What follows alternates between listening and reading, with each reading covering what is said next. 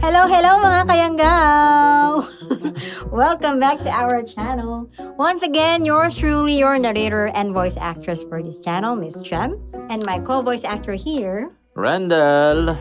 Yes, welcome mga kayanggaw. And as promised, meron tayong featured na kayanggaw of the day. At siya ay Siya si Kea May Roble. At ang sabi niya, meron pa, S1I.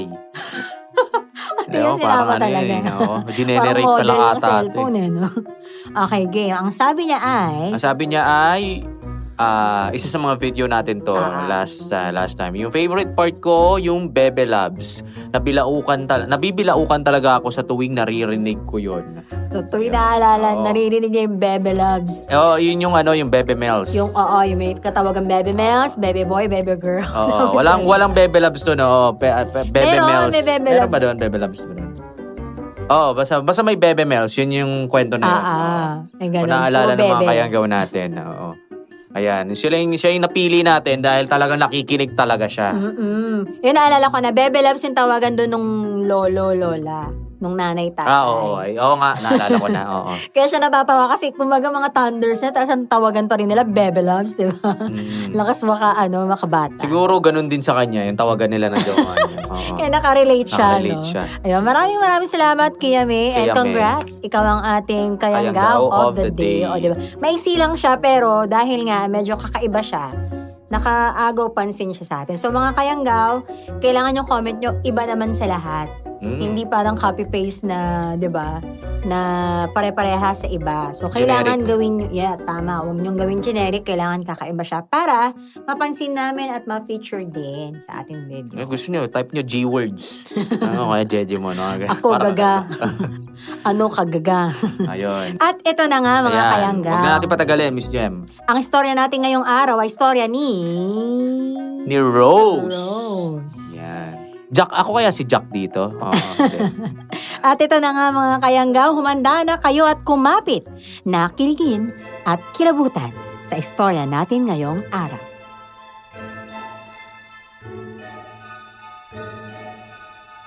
Magandang araw po, Miss Jem, at sa lahat ng sumusuporta sa inyong channel. Nais ko lang ibahagi ang kwento ko tungkol sa pag-ibig na hindi ko inaasahang darating. Para akong si Cinderella sa totoong buhay. Pinagtanggol at iniligtas ng aking prinsipe. Pero hindi lang ito tungkol sa pag-ibig. Kwento rin ito ng sakit, luha at kung paano ako tratuhin ng sarili kong kaanak. Ako nga po pala si Rose at ito ang aking kwento.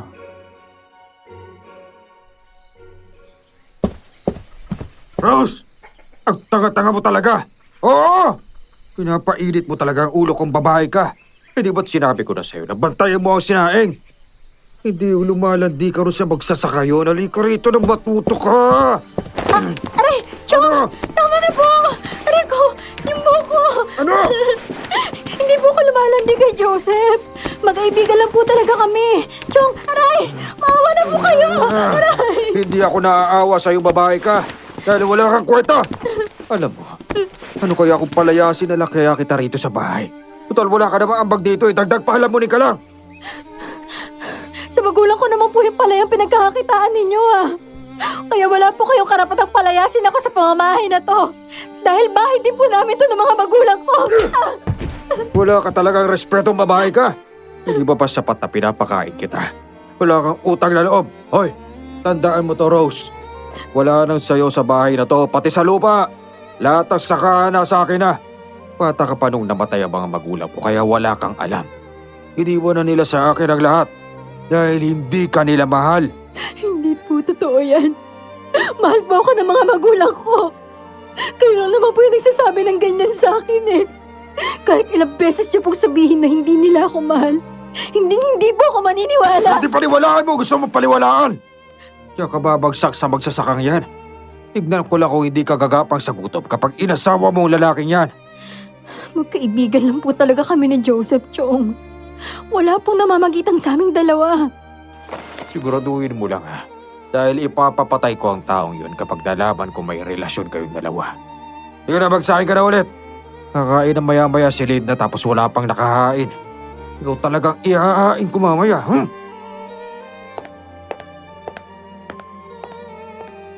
Dali-dali akong nagsaing para may maihandang pagkain kay Linda.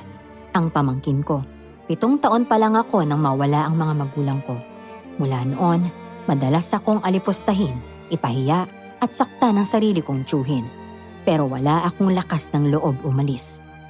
Pagkatapos kong ihanda ang pagkain nila, lumabas ako ng mansyon at nagtungo kay Aling Grace, ang tanging taong nakakaunawa sa akin.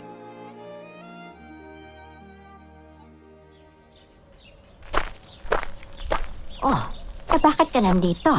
Teka, Rose, yung pisngi mo. Naku, may pasa pa. Pinagbuhatan ka na naman ba ng kamay ng walang hiya mong tiyuhin, ano? Opo, Aling Grace. May nagawa po kasi akong kasalanan eh. Hindi po ako nakapagsaing ng maayos kaya po nagalit siya. Ay nako, palayasin mo na kasi sila sa bahay mo. Bahay mo yun, Rosie. Ang buong hasyenda, pati ang palayan, pagmamay-ari mo yon. Sa iyo lahat yon. Sarili mong bahay, pero ikaw yung walang karapatan. Ay nako, hindi na siya nahiya sa mga ginagawa niya sa'yo. Wala naman po akong lakas ng loob para gawin yun sa kanya eh. Ang sabi niya po, sa kanya iniwan ng mga magulang ko yung lahat ng ari-arian nila. At naniniwala ka naman, walang iniwan sa kanila. Bahay mo na nga iyon. Pero ikaw pa ang ginagawa nilang katulong.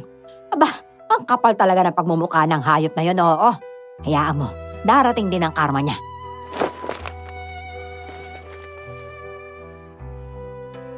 Niyakap ako ni Aling Grace. Sa tuwing sinasaktan ako ni Chong at Linda, sa kanya ako madalas tumatakbo. Hapon na ako na makabalik sa mansyon. Bandang 4:00 ng hapon, naroon na sina Joseph sa bakuran ng bahay para mag-abang kay Chong. Tuwing hapon kasi nila kinukuha ang sahod nila sa pagsasaka sa palayan.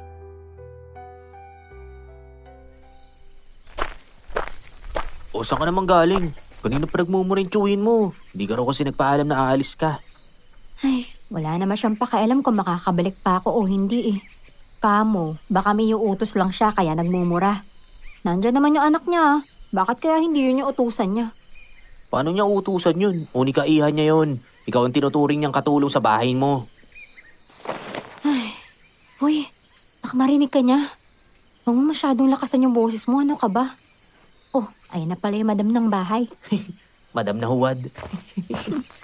Hoy, ikaw na babae ka? Saan ka galing ha? Kanina ka pa hinahanap ni Papa. May pinuntahan lang ako. Ano? Nagsumbong ka na naman sa ulyaning matandang yun, no? Akala mo naman may magagawa siya para sa'yo. Anyway, nandito pala ako para magdala ng sahod mo. Ikaw, Joseph, sabi ni Papa wala ka raw silbi sa palayan ah. Naku, baka palayasin ka na niya kapag hindi mo inayos yung trabaho mo, no? Lahat naman kami dito, walang silbi sa mata ng papa mo eh. Huwag mo nalang pansinin si Linda. Kunin mo na yung sweldo mo at umuwi ka na sa inyo, ha? Kapag hindi ka pa umalis, naku, puro pang insulto lang yung maririnig mo dito. Aba, nagkampihan pa yung 2 hampas lupa. Hoy, mukha kami tinatawag na hampas lupa. Huwag mo masyadong taasan ang lipad mo. Baka mamaya, babaliw ka kapag bigla kang bumagsak.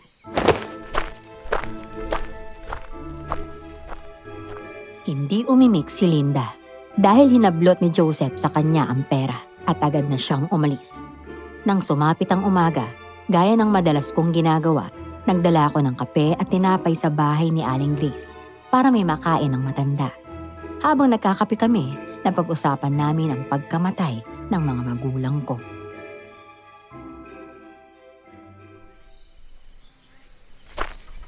Ay, biglaan lang ang pagkamatay ng mga magulang mo. Ang alam ko nung umagang umalis sila sa bahay ninyo, maayos naman sila. Maayos ang kalagayan nila. Kaya nga nagtataka ako kung bakit sinabi ng doktor na aksidente sila dahil sabay silang inatake sa puso. Sabi po kasi ni Chong, ganun naman daw po talaga yung nangyari. Ay nako pero malakas ang kutob ko na hindi iyon ang totoo. Misteryoso ang pagkamatay nila. Hindi kaya sinadya silang patayin? Hindi ko ito sinasabi para guluhin ang isipan mo, ha? Pero kaming lahat dito sa baryo, ganun ang naiisip namin. Mababait kaya ang mga magulang mo.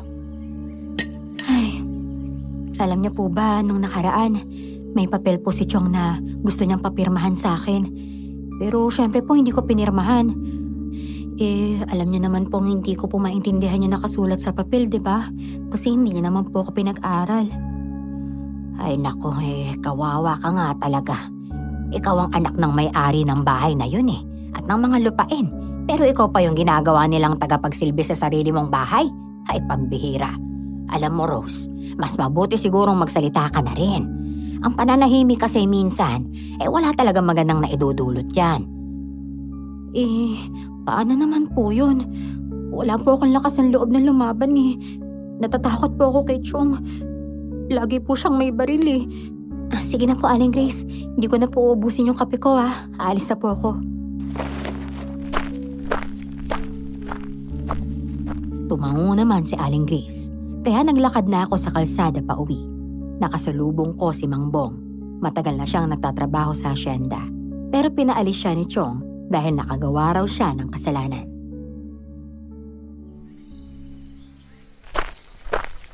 Senyorita. Abe, bakit ka naglalakad? Apat ang sasakyan ninyo Bakit hindi mo gamitin yung isa? Mang Bong naman Tigilan niyo na nga po yung pagtawag sa akin ng senyorita.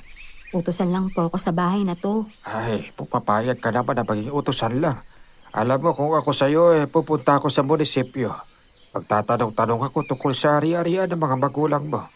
Doon mo malalaman ang lahat. Ay, kahit naman po ipaliwanag po sa akin, wala rin po ako maiintindihan Marunong lang po ako magsulat ng pangalan ko. Alam ko lang po kung kailan ako pinanganak. Pero bukod po doon, wala na po talaga akong kaalam-alam.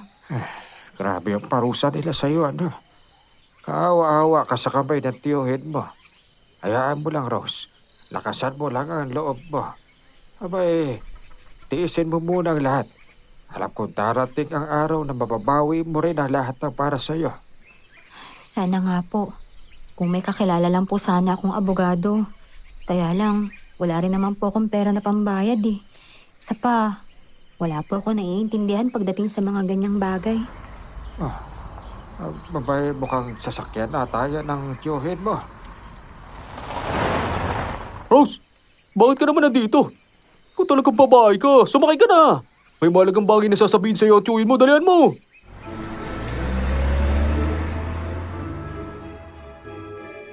Nagpaalam ako kay Mang Bong at kaagad sumakay sa sasakyan na minamaneho ni Atong. Si Atong ay katiwala ni Chong sa lahat ng bagay. Nakadungaw lamang ako sa bintana habang papauwi kami. Rose, kapag pinipilit ka ni Sir Dondo na pumirma, huwag kang pipirma Ang dinig ko kasi, may gusto siyang papirmahan sa'yo. Kahit ano sabihin niya, huwag kang maniniwala. Oo, Atong. Teka, ano kaya yung gustong ipapirma sa akin ni Chong, no? Tungkol saan ba yun?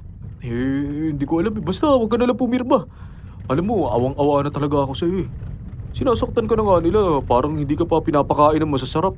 Akala mo naman sa kanila ang lahat ng yun. Hayaan mo na. Kakarmahin din naman yung mga yan balang araw Kung hindi lang sana namatay yung mga magulang ko ng maaga, Atong, baka hindi ako nagkaganito. Siguro, maayos ang buhay ko. Tahimik, at saka nakapagtapos ako ng pag-aaral. Ay nako, sinadya yata talaga ni Chong na hindi ako pag-aralin Anong yata? Talagang sinadya niya. Para wala ka maintindihan sa lahat ng bagay. Alam mo naman yung tiyuhin mo, tuso yan.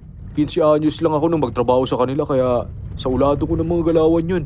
Sa ibang tao mabait pero pagdating sa'yo parang aso ka kung tratuhin. Alam mo, dapat kasi lumalaban ka Sige, lalaban na talaga ako sa susunod.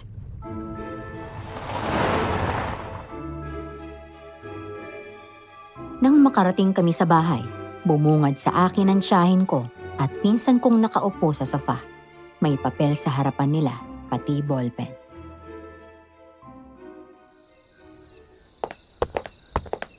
Atong, tingnan mo nga muna yung mga hayop doon sa kulungan nila, ha? Kanino ko pa napapansin na parang hindi sila mapakali. Malakas ang kutob ko na may gumugulo sa kanila ron. Sige po. Ay, mabuti pa po yung mga hayop. Hindi lang mapakali, pinapatingnan nyo na kaagad. Samantalang ako, Kahit hindi na ako bumalik, baliwala lang po sa inyo. O sige na, umalis ka na, Atong. Maupo ka rito, Rose. May mahalagang bagay kami sasabihin sa'yo. Tungkol ito sa hinaharap mo balang araw. Ito, kailangan mong pirmahan ang mga papel na to para may makuha ka sa amin ni Linda. Po? Bakit po para may makuha ako? Ang alam ko po kasi, ang lupa, bahay at asyenda, pati mismo yung mga hayop na alaga ninyo, pagmamay-ari po ng mga magulang ko. Ibig sabihin, akin din po yun at hindi sa inyo. Ipabasa mo kasi sa kanya yung nasa papel, Papa. Ay, nalimutan ko. Hindi ka nga pala marunong magbasa. Hindi ako marunong magbasa dahil hindi ako pinag-aral ng papa mo. Isa pa, kahit wala akong talino, may pangunawa naman ako, no? Naiintindihan ko kung bakit ayaw niyo akong paalisin sa bahay na to kahit galit na galit kayo sa akin. Naiintindihan ko rin kung bakit gusto niyo akong pumirma dyan para tuluyan ng mapunta sa inyo lahat ng kayamanan na magulang ko. Kaya ka nagkakaganyan dahil nakikinig ka sa ibang tao. Kami ang pakinggan mo dahil kami ang pamilya mo. Pamilya? Ni hindi niyo nga ako tinuturing na pamilya eh.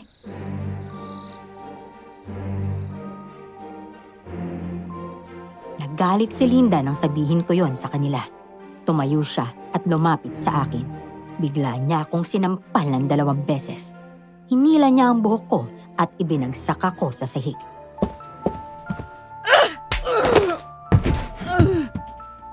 Ayan kasi masyado kang matanda. Ano, ha? May sasabihin ka pa sa amin? Wala naman talagang laman yung utak mo, ah. Ano nga ba dapat itawag ko sa babaeng kagaya mong wala namang pinag-aralan, ha? Uy, Linda! Nakita ko yung ginawa mo sa kaibigan ko, ah. Wala kang karapatang saktan siya ng ganyan. Huwag kang makialam dito, Ungang. Dito ka ba nakatira, ha? At sino ang nagbigay sa'yo ng permiso na pumasok sa bahay namin? Tignan mo nga, dumi-dumi na paa mo, umalis ka na rito! Walang hiya talaga kayo. Inuubos niyo talaga yung pasensya ko. Alam niyo, pagod na ako magpakumbaba. Bahay ko to. Kaya wala kayong karapatang saktan ako. Aba, anong gagawin mo, ha? Lalaban ka na? Oo.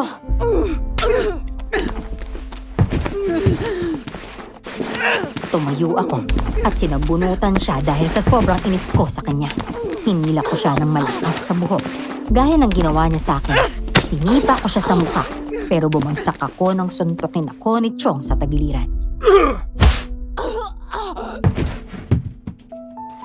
Huwag mo sasaktan ang anak ko sa harapan ko, ha? Matuto kang lumugar sa pamamahay na ito. Akin ang bahay na ito. Wala ng mga magulang mo kaya wala na silang pagbabay-ari. Marami akong tiniis sa'yo, Chong. Ni minsan hindi ko naramdaman na itinuring mo akong pamilya. Napakawalang hiya niyo. Sasagot ka pa talaga, ha? Tama na! Sinabi ng tama na eh. Umalis ka rito sa harapan ko. Kung hindi malanagot ka talaga sa akin, akala mo kung sino ka, magsasaka ka lang naman. At bakit po? Ikaw, sino po ba kayo? Kung wala yung yaman ng mga magulang ko, wala rin naman kayong ganitong buhay, ah. Hindi ko po makakalimutan na utusan ka lang naman po ng tatay ko noon.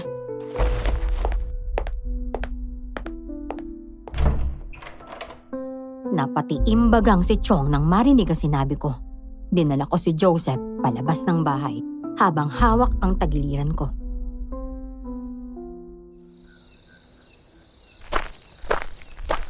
Ayos ka lang ba? Ayos lang ako. Salamat nga pala sa ginawa mo, ah. Kaya ako nandito dahil meron akong mahalagang sasabihin. Kagabi, nakita ko may bayawak na gumagapang sa asyenda. Ha? Oo. Mag-iingat ka kasi baka nasa paligid lang yung bayawak. Yun lang naman yung pinunta ko rito para mabigyan ka ng babala.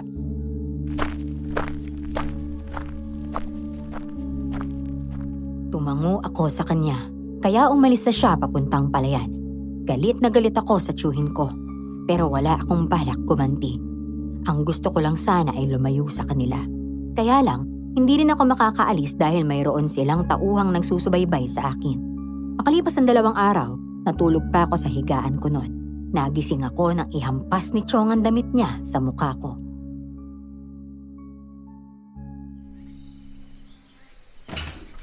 Bumangon ko na riyan. Ano ka ba? Bahay mo ba to, Tonya, ha? Aray ko naman po! Doon na naman talaga ako sa bahay na to eh. Kung hindi nyo lang po inagaw. Ganun. Halika rito. Aray, Chong! Ano? Chong, yung buko! Halika rito. Ano naman po? Sobra na po talaga kayo, ha? Pagod na po ako sa pagmamaltrato niyo sa akin. Lumalabang ka ng babae ka. Tara dito, dadaling kita ron sa labanan. Ipapasok ko ang mukha mo sa washing machine na matauhan ka. Kaya ka lumalaban dahil may nagpapalakas ng loob mo. Akala mo pa hindi ko alam kung sino? Si Aling Grace. Kung ano-ano pinapasok sa kokote mo kaya ka nagkakaganyan. Chong, anong gagawin niyo? Chong, mamamatay po ako, Chong! Chong, wag Dito po! ka! Dito ka!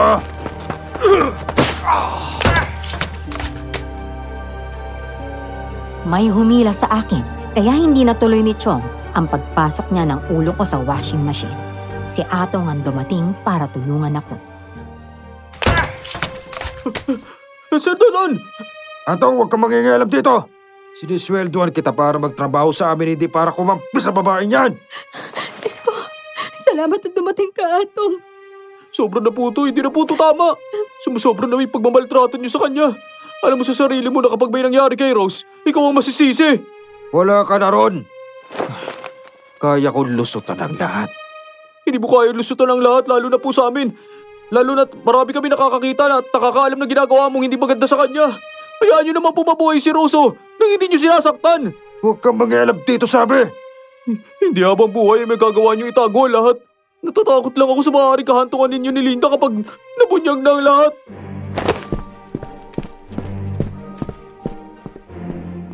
Hinila ako ni Atong paalis doon sa harapan ni Chong Dondon. Nang araw na yon, may isang magsasakahan dumating sa bahay. May ibinalita siya tungkol sa alagang kalabaw ni Chong. Namatay daw ito. Dahil sa kuryosidad na malaman kung ano ang kinamatay ng kalabaw, sumunod ako sa kanila kung saan nakapwesto ang mga kalabaw. Pati si Linda ay naroon din.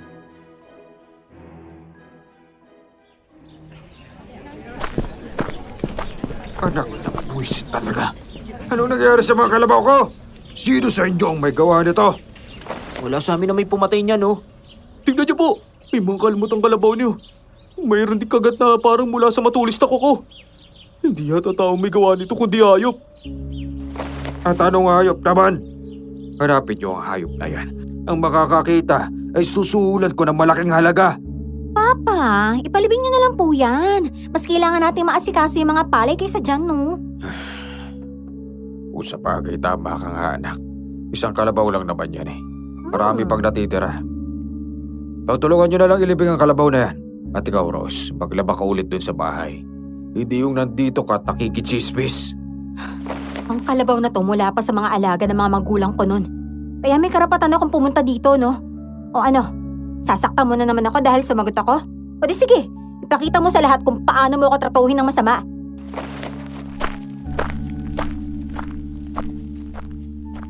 Nanggagalaiti sa galit si Chong, pero pinipigilan niya lang. Maya-maya, dumating ang guard namin sa gate, kasama ang isang lalaki. Formado, gwapo, at matangkad. Si Chong ang kinausap nito, habang ako naman ay inutusang kumuha ng juice para sa kanila.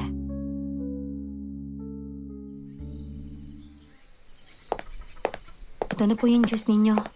Maupo ka, miss. Kasama ka sa pag-uusapan. Ha? Hindi ba ang sabi mo ako lang ang kakausapin mo? Huwag mo nang isali ang katulong namin. Katulong? Ang alam ko, anak siya ng dating may-ari ng bahay na ito, hindi ba? Sino ka ba? Tama po kayo. Anak ako na may-ari dito. Pero ginagawa nila akong katulong. Sila ng anak niya. Tumahimik ka nga. Atong, yakit mo nga yun sa kwarto niya. Ayoko nga. Alam niyo po ba, sinaktan niya ako kanina. Tingnan niyo yung mga pasako. Dalawa sila ng anak niya ang may gawa nito. Hindi kita kilala pero parang awa mo naman, oh. Tulungan mo ako.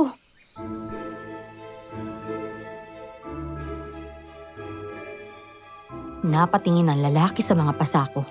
Hinila niya pa ako sa braso at pinaupo sa tabi niya habang pinagmamasdan ng iba pang sugat sa braso at kamay. Napatitig ako sa kanya. Sa unang pagkakataon, tumibok ng napakabilis ang puso ko.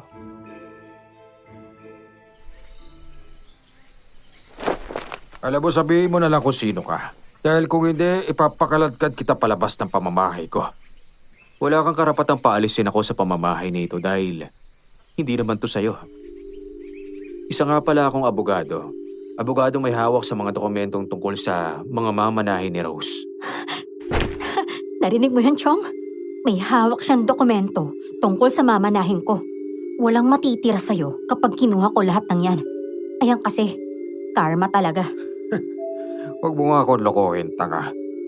Walang nakausap na abogado ang mga magulang niya bago sila namatay. Talaga ba? Yun ba ang akala mo? Kaya pala inaangkin mo ang lahat dahil iniisip mong hindi na makakapaghanda ang mga magulang niya bago sila mamatay. Ako nga pala si Aaron, abogado ng mga magulang ni Rose. Grabe, kilala mo ko? Hulog ka talaga ng langit sa buhay ko kung maaalis mo ako sa impyernong buhay na to.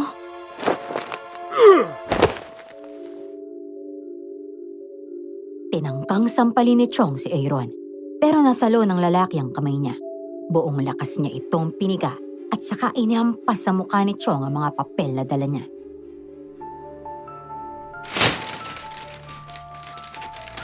Basahin mo, para maliwanagan ka.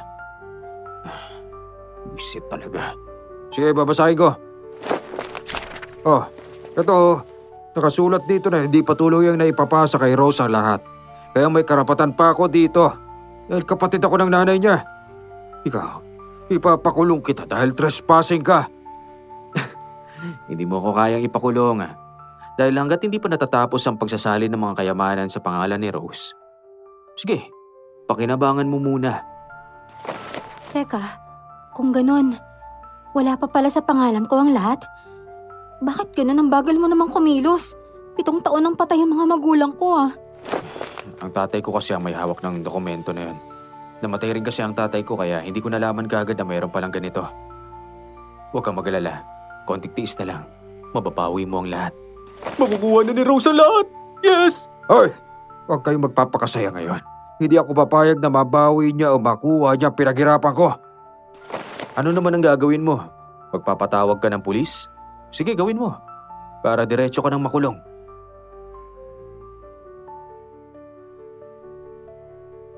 Napatulala si Chong at halos hindi makapagsalita. Sakto namang dumating si Linda mula sa labas at nagtaka siya kung bakit may bisita.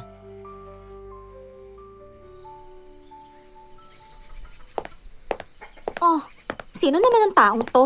Kaya mo siya, Linda. Umakyat ka na sa kwarto mo, bilisan mo. Sige po.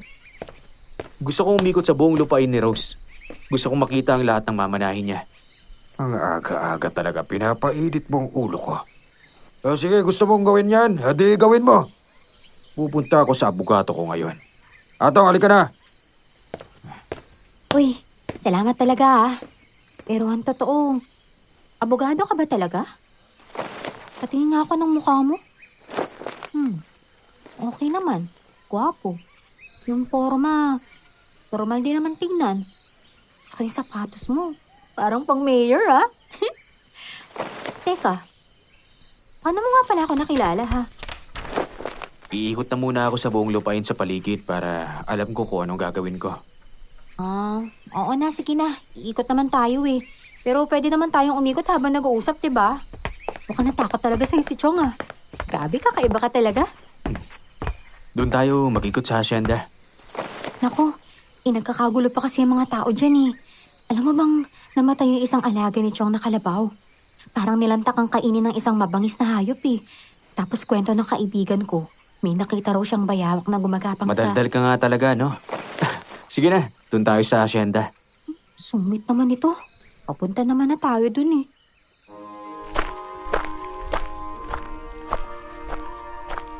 Seryoso ang mukha niya habang naglalakad. Napapatingin sa amin ang mga taong nagtatrabaho sa hacienda. Suplado siyang tignan na para bang nakakatakot kausapin. Habang naglalakad kami, bigla siyang huminto nang hindi ko namamalayan.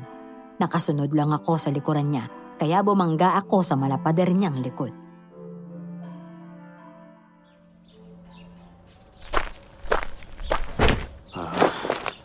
Kaya laging nabubugbog kasi palaging wala ka sa sarili mo. Bigla ka kasing tumigil Ano bang nakita mo dyan sa puno ng mangga? Attorney? Teka, may nakikita ka ba? Aaron na lang itawag mo sa akin. Sige, Aaron. Ano ba yung nakikita mo dun sa ilalim ng puno ng mangga, ha? Minaamoy akong hindi pangkaraniwan. Ha? Mga laman lupa na bantay sa paligid. Nandito sila para sa'yo. Ano? Lamang lupa? Saan sila banda? Sa likuran ko ba? Diyos ko, bakit ka ba nakakakita ng mga ganyan? May third eye ka ba? Pero, dalawa lang naman yung mata mo, Diyos ko. Kaya laging inaapi kasi ganyan ka. Paano ko ba pinalaki ng tuso mo, Chuhin? Alam ko na. Naalog yata ang utak mo dahil sa pambubugbog nila sa'yo. Huwag kang magalala.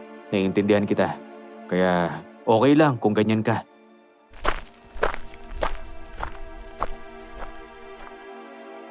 Nang matapos tingnan ni Aaron ang buong lupain, agad din siyang umalis. Simula nang lumitaw si Aaron, lalo akong pinag-initan ni na Insan at Chong.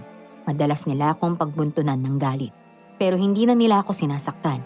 Isang gabi, habang nagpapahinga ako, narinig ko na ang putok ng baril mula sa pangalawang palapag. Umakyat ako ron at nakita ko sina Linda at Chong na may tinitingnan sa hasyenda.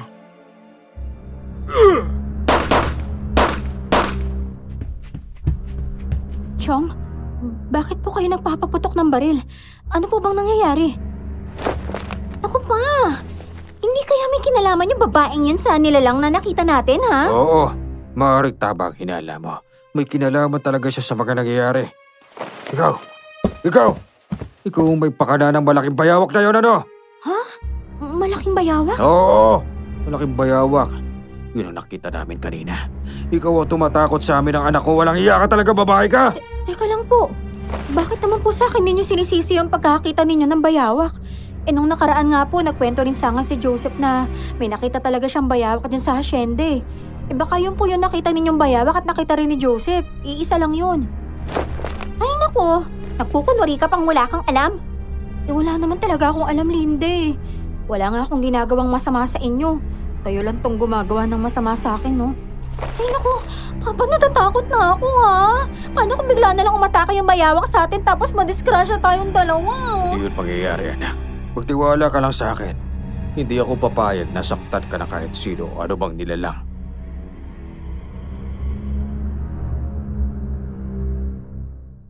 Nabalot ng takot ang mag-ama ng gabing yun. Tumingin ako sa hasyenda pero hindi ko na nakita ang sinasabi nilang bayawak. Pagsapit ng umaga, may namatay na naman sa mga alaga ni Chong. Isang baka at isang kalabaw ulit. Doon niya napagtantong baka ang bayawak ang pumapatay sa mga hayop. Dahil dito, nagkagulo ang buong baryo. Halos lahat pumunta sa hasyenda para makita ang mga nilapang alaga.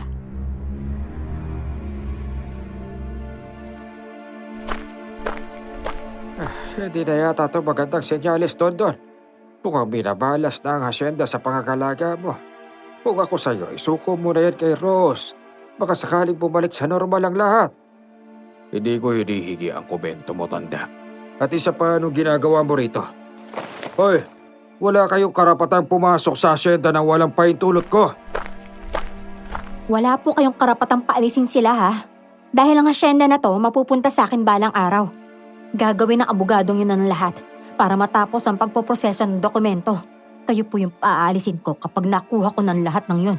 Talaga lang Wala ka talagang kwentang tao. Wala kang utang na loob dahil pinalaki kita at inalagaan tapos kanya nang igaganti mo sa akin. Lumaki lang naman si Rose sa pambubugbog at pamamahiya mo Akala mo naman talaga may sinakripisyo ka. Yan ang nangyayari ngayon sa mga alaga mong hayop. Karma yan. Sana mamatay ang lahat ng mga alaga mo. Umalis na nga tayong lahat dito. Baka barilin tayo ni Dondon dahil napapahiya na siya. Ay, oo, tama.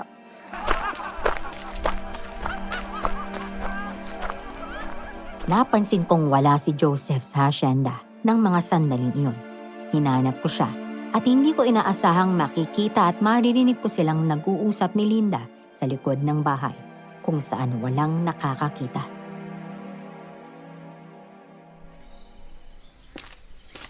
Walang kasalanan si Rose sa nangyayari.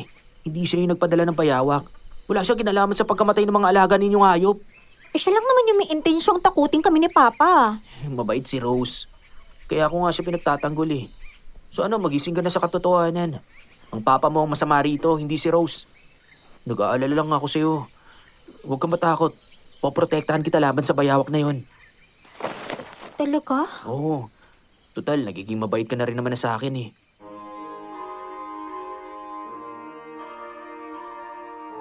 Umatras ako para hindi nila ako makita. Napangiti ako dahil may namumuunang pagkakaibigan sa pagitan ni Joseph at Linda. Nagulat ako nang hilahin ako ni Atong papalayo roon. Rose, kailangan mo magdoble ingat. May pinaplano na namang hindi maganda ang tiyuhin mo sa'yo. Ano? Oo, ang sabi niya, kailangan sapilitan ka ng papirmahin sa dokumento. Ang mga dokumentong yun para pumayag ka na siya mag-aasikaso ng mga mana mo. Nakita mo na.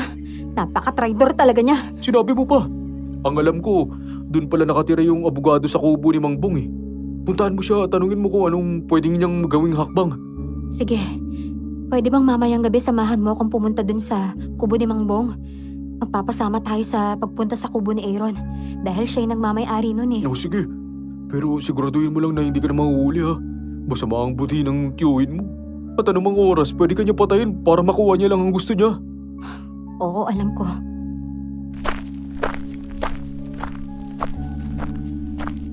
Nang sumapit ang gabi, hinintay ako ni Atong sa labas ng mansyon. Nagmamadali kaming umalis habang walang nakapansin sa amin. Ang mga gwardya roon ay nagkakape sa likod ng bahay dahil may kubo roon. At nandoon si Chong Dondon.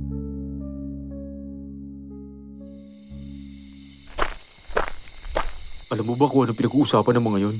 Pinagpaplanuhan nila kung paano papatayin si Aaron. Ano? Pero matapang si Aaron. Hindi nila magagawa yun. Ikaw na yung tumawag kay Mang Bong sa labas ng bahay niya ha? Oo, sige ako na bahala. Oh, ayun na yung bahay niya. Dito ka lang ha, ako nang lalapit. Mang Bong! Mang Bong! Mang Bong! Oh, Ato. Abay, bakit ka na dito? Rose, sumama ka sa taong ito. Katiwala ito na tiyuhin mo. Pero mabait po siya, Mang Bong. Ang totoo nga po niyan, hindi naman po talaga tapat si Atong sa kanila eh.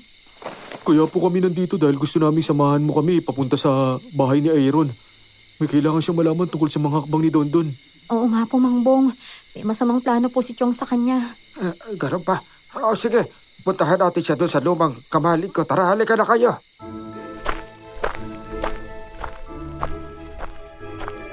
Nang makarating kami sa kamalig ni Aaron, nadatnan namin siyang nasa labas. Nakatingala siya habang nakatingin sa buwan. Tinawag siya ni Mang Bong. Nagulat siya nang makita niya kami, pero agad din siyang lumapit.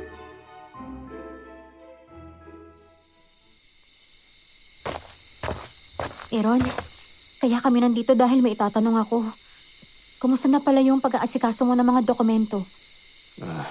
Hindi madali ang lahat dahil may mga proseso pa. Pero isa lang ang nasisiguro ko. Mapupunta sa'yo ang lahat. Walang matitira sa kanila. May masamang binabalak sa'yo ang kampo ni Dondon. Kailangan mo mag-ingat. Kaya kong sarili ko. Salamat sa paalala. Madalas ko sinasabi sa'yo na mapanganib na kalaban si Dondon. Ginagamit niya ang pera niya para makaganti o makapatay na kalaban niya. Sige po, huwag po kayong mag-alala. Ako na pong bahala ron. Mabuti pa umalis na kayo. Lalo ka na, Rose. Bukas ng umaga, pupunta ako ron sa mansyon ninyo. Gusto ko makausap ang tiyuhin mo. Sige, hihintayin kita dun sa mansyon bukas. Ilang naman yung gusto kong itanong eh. Ay, desidido na kasi si Chong na makuha sa akin ang lahat. Matagal na silang nakikinabang sa lahat-lahat ng ari-arian ng mga magulang ko. Gusto ko lang naman makuha yung lahat ng para sa akin eh. Para hindi lang nila ako apihin.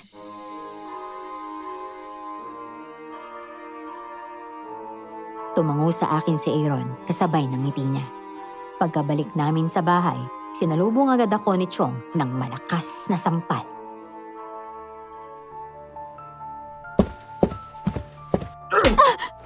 Saan ka na naman galing ha? Doon ka na naman nagaling sa taong yon. Gusto mo talaga patayin kita, Rose, ha? Sige po, patayin niyo na ako. Tingnan ko lang kung hindi kayo mananagot. Matagal niyo na po akong ginaganito, Chong. Pero nananahimik lang po ako. Huwag niyo pong hintayin kumilos na ako. Talagang tinatakot mo ako, ha? Sige! Lumaban ka ngayon! Lumaban ka! Aray ko! Chong! Aray, Chong! Tama na! Dito ka! Papa, tama na po yan! Hindi po ba kayo natatakot na ba kami makakita ng abogado sa inyo na may pasa si Rose? Mananagot tayong dalawa sa kanya kapag hindi niyo siya tinantanan. Kung makasagot ng babaeng ito sa akin, akala mo kung sino eh. Bakit ka na doon sa kwarto mo't matulog? Ito na ang huling beses na aalis ka na bahay ah.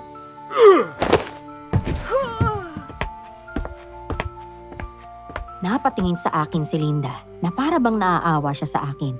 Pero hindi niya iyon masabi. Nang sumapit ang umaga, inasikaso ko ang mga merienda ng magsasaka.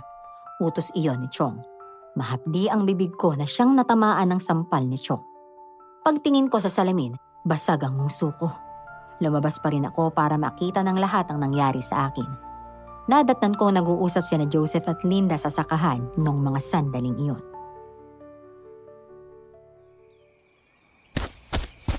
Rose, binugbog ka na naman ni Dondon. Wala to.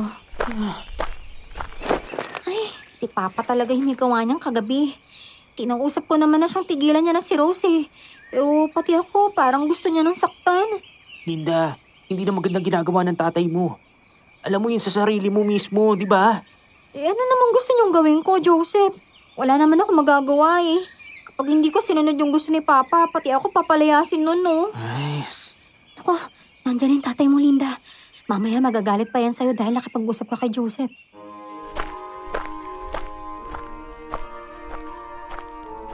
Galit at nagdadabog si Chong habang naglalakad papalapit sa amin. Hinila niya sa braso ang anak niya palayo kay Joseph at buong lakas na sinuntok ang lalaki. Bumagsak naman si Joseph sa lupa.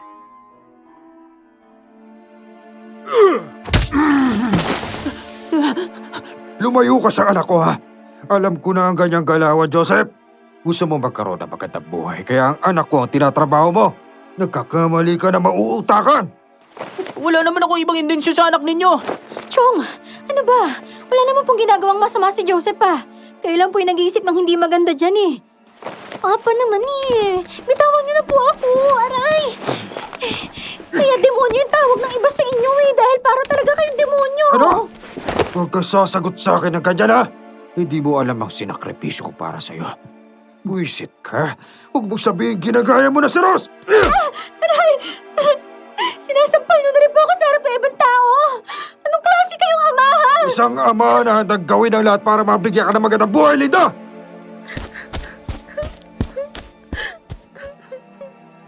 Umiiyak na naglakad paalis si Linda. Dala ang sama ng loob sa kanyang ama. Napansin kong nagsisisi rin si Chong sa ginawa niya sa kanyang anak. Maya-maya pa, umalis siya at pumasok sa bahay. Pagkatapos kong ipamigay ang merienda sa mga tao, bumalik ako sa mansyon para tapusin ang iba pang gawain. Pero pagpasok ko, narinig ko ang sagutan ni na Atong at Chong.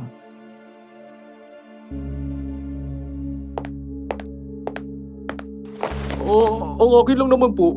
Baka pagsisihan niyo ang ginagawa ninyo. Baka pati si Linda pwedeng mamatay o madamay. Hindi niyo po pwedeng patayin si Rose lalo na may abogado magtatanggol sa kanya. Mukhang hindi lang naman ang abogado ang nagtatanggol kay Rose, kundi pati ikaw. Hindi ba may usapan tayo na kahit anong mangyari, hindi ka mangingialam Atong? Hindi naman po sa nangingialam ako. Sinasabi ko lang naman po sa inyo kung anong dapat ninyong gawin eh. Mukhang matalino ang abogado na yun. Hindi porket wala siyang ginagawa ngayon, mauutakan nyo na siya. Paano kung nag-iimbestiga na pala siya lahat sa nangyayari ngayon? Kaya nga dapat trabahuhin na nila ang abogadong yun. Pero luntik na yan. Ginagawa niyang baldado ang mga taong pinapadala ko sa kamalig niya kada gabi. Ang kwento nila sa akin, magaling daw siya makipaglaban. Oh, ano? Pinapupuntahan ko siya sa mga tauhan ko kada gabi para patayin. Pero hindi sila nagtatagumpay. Ano kaya ang sekreto ng gunggong na yon? Alamin mo Atong ha? Sige po.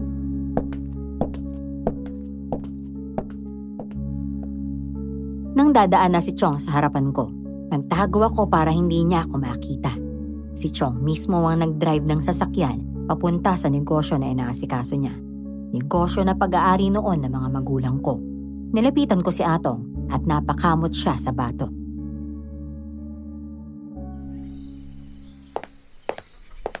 Sigurado akong narinig mong usapan namin. Gusto niyang magmanman ako kay Aaron. Ha? Hindi mo pwedeng gawin yun. Magagalit si Aaron, no? Alam ko. Wala naman akong balak na tulungan siya eh. Napapraning na siya simula nung dumating si Aaron dito. Paano ba naman kasi? Natatakot siya makuha ko yung lahat sa kanya. Ganun na nga. Rose, kagabi pala. Habang nagpapahinga ako sa kubo sa labas ng mansyon, may nakita ako. Ha? Isang malaking bayawak na gumagapang papasok ng asyenda. Ha? Akala ko namamalik mata lang ako pero totoo talaga may bayawak talaga. Naku, parami na ng parami ang nakakita sa bayawak na yun Malakas din talaga yung kutob ko na kaya siya nandun sa asyenda gabi-gabi dahil pinapatay niya yung mga alagang hayop ni Chong. Ano kayong dahilan nung bayawak na yun? Bakit lumalabas siya? Saan kaya nang galing yun? Iyon din ang tanong ko. Parang may pinagtataguan ng bayawak sa lugar namin at lumalabas lamang ito sa gabi. Makalipas ang ilang araw, nagulat na lang ako nang may kumalat na balita tungkol kay Aaron. Isa raw siyang aswang. Agad kong pinuntahan si Mang Bong para alamin kung totoo iyon. Pero iginiit ng matanda na paninira lamang iyon lahat ni Chong.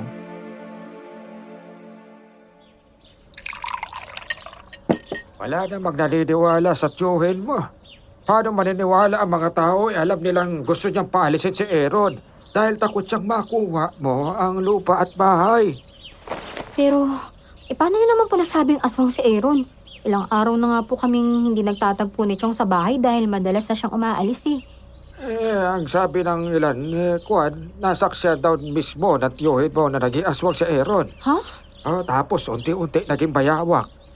Nakita raw niya mismo yun. Yun ang kwento niya. Nagmumuka na nga siyang tanga. Kasi nung nakatalikod siya, pinagtatawanan siya ng mga tao. Ganun po ba? Itatanungin ko na lang po siya mamaya kung totoo ba talaga yung sinasabi niya. Tanungin mo siya. Pero sigurado akong inibento lang niya lahat ng yun para siraan si Aaron.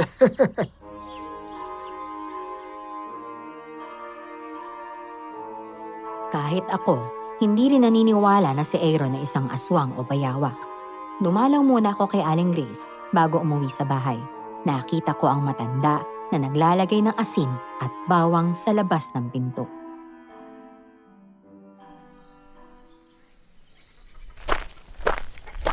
Aling Grace, ano pong ginagawa niyo? Balita ko. May aswang na abwak. Kaya naglalagay ako ng asin para gawing proteksyon.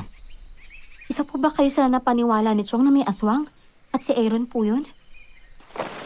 Bakit naman ako maniniwala sa tsuhin mong gonggong? Yung tungkol sa bayawak na gumagapang daw sa hasyenda, doon naniniwala ako. Ang alam ko, abwak lang ang may kakayahang maging bayawak o kaya maging buwaya. Mga aswang sila At ang pumapatay sa mga alagang hayop ni Dondon ay ang bayawak. Na kung tawagin na ni abwak. Abwak? Oo, alam kong may aswang sa paligid. Pero hindi ako naniniwalang si Aaron yon. Gawa-gawa lamang yan ng tsuhin mong gonggong para mapasama ang tingin ng mga tao sa kanya. Kanina ka pa nga pala hinaharap ni Atong mukhang may mahalagang sasabihin sa'yo. Baka naman po inutusan lang ng amo niya. Pinagsabihan na kasi ako ni Chong na hindi na ako aalis ng bahay pero umalis pa rin po ako. Ay nako, antikas talaga ng ulo mo, Rose, ano? Ako ang unang magiging masaya kapag nakuha mo na lahat ng ari-arian ng mga magulang mo mula dyan sa tsuhin mong gonggong. Sana magtagumpay si Aaron na matulungan ka.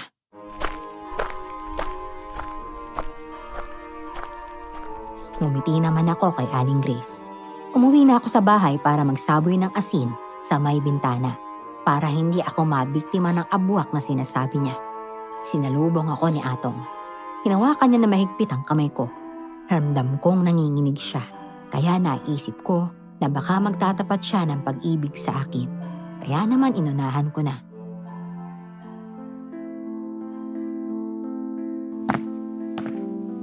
Atong, pasensya ka na talaga Kaso, hindi kita type Meron na kasi akong ibang nagugustuhan.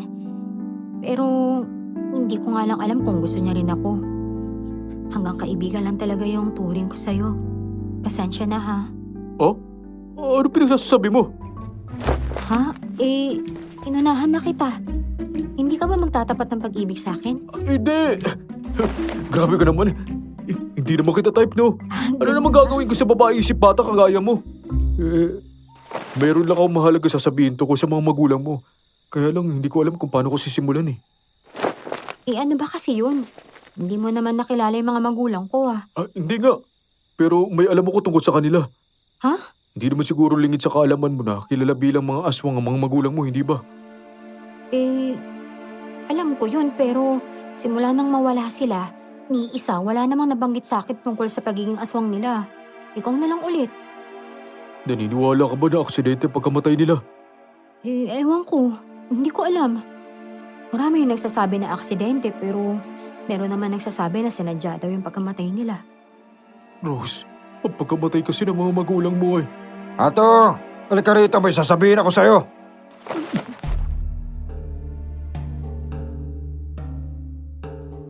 Hindi natuloy ang sasabihin ni Atong dahil tinawag siya ni Chong. Ramdam kong mayroon talaga siyang mahalagang sasabihin sa akin. Nang sumapit ang umaga, nagulat na lamang ako nang malamang umalis na si Atong sa mansyon nang walang paalam.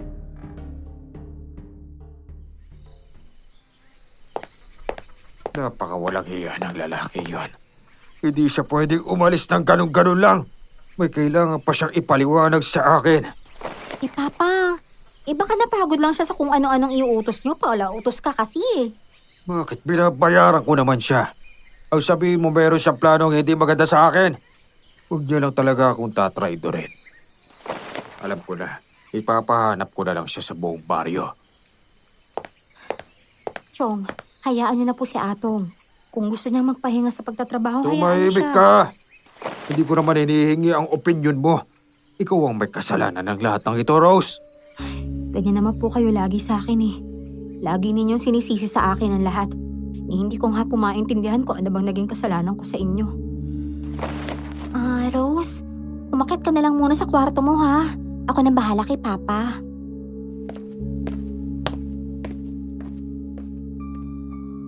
Sinunod ko naman si Linda. Nakakalungkot isipin na hindi ko na makikita si Atong. Inayos ko ang higaan ko at kinuha ang mga bedsheet para labhan. Nang tanggalin ko ang unan ko, may nakita kong sulat sa ilalim nito. Ang sulat ay mula kay Atong at tungkol ito sa mga magulang ko. Alam daw niya kung paano pinatay ang mga magulang ko. Nang araw na yon, dumating si Mang Bong sa bahay dahil may mahalaga siyang sasabihin sa akin. Pero ayaw akong payagan ni Chong.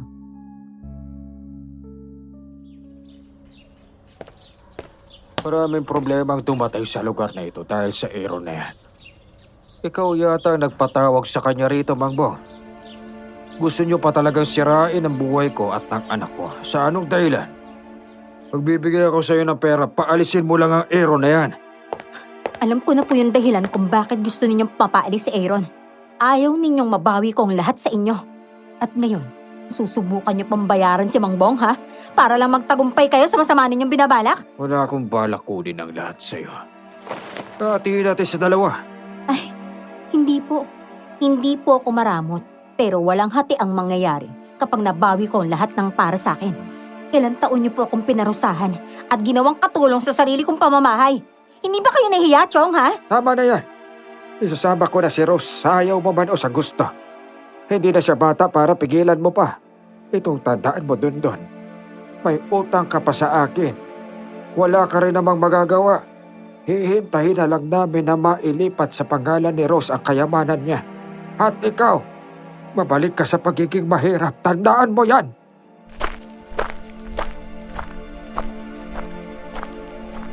Hinila ako ni Mang Bong palabas ng bahay ng mga sandaling iyon. Dinala niya ako sa kamalig ni Aaron at naroon ang binata, nakaupo habang naghihintay sa amin. Sinarado niya ang pinto kaya medyo kinabahan ako.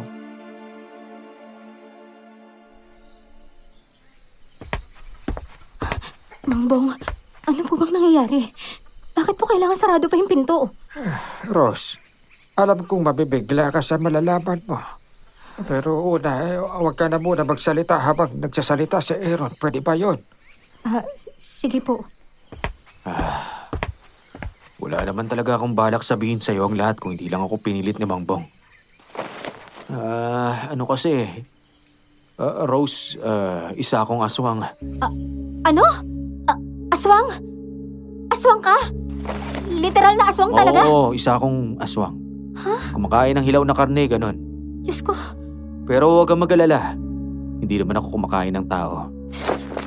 may aswang bang hindi kumakain ng tao? Wala namang ganun ah. Aaron! At si Aaron nga yon. Noon pa man alam ko ng aswang siya. At siya ang aswang na abwak. Siya ang mayawak na laging nakikitang gumagapag sa asyenda. Diyos ko, mamamatay na yata ako. Kailangan ko na umalis dito. Uuwi na ako sa mansyon. Pakiramdam ko kahit masamahin tiyuhin ko, mas mauuna pa ako mamatay kapag nanatili ako rito ngayon Hindi eh. ako masama, Rose. Maniwala ka sa akin.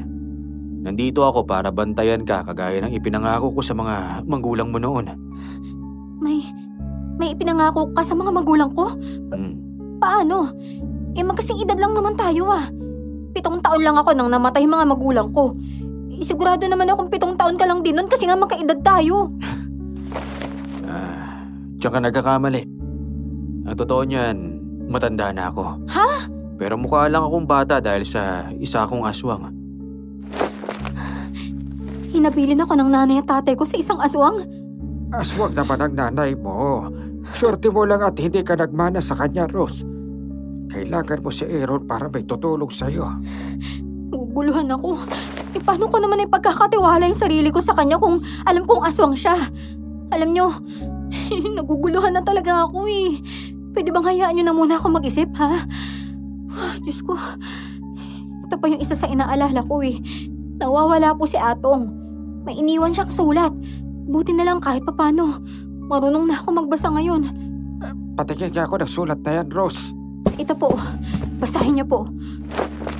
Pantig-pantig lang po yung kaya kong basahin kaya ang pagkakasulat ni Atong pantig-pantig lang din.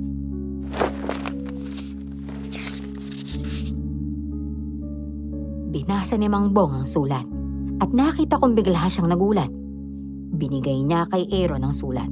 Nagkatinginan silang dalawa matapos basahin ang nilalaman noon.